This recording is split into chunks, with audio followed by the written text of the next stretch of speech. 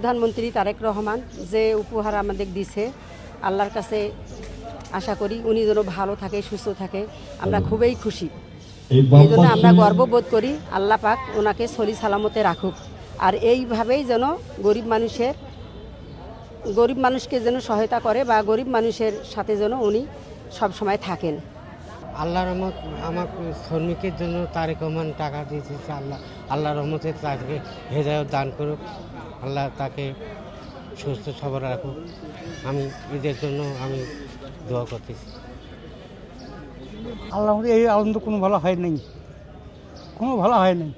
আজ 27 বছর চাকরি করতেছি, কোনোদিন হয় নাই এইটা।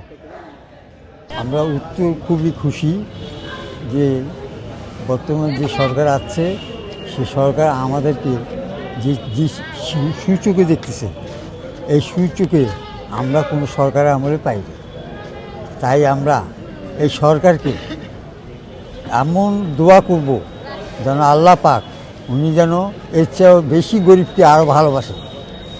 আমরা এইটাই আমার সদ্য ভাতিজা হয় তারেক রহমান, তাকে আমরা সবচেয়ে বেশি দোয়া করতেছি যেন আল্লাহ পাক ওনাকে যেন বাঁচায় রাখে, এমন উনি যেন সুন্দর দেশ এইভাবে চলায়, গরিব মানুষ যেন শান্তিতে থাকে।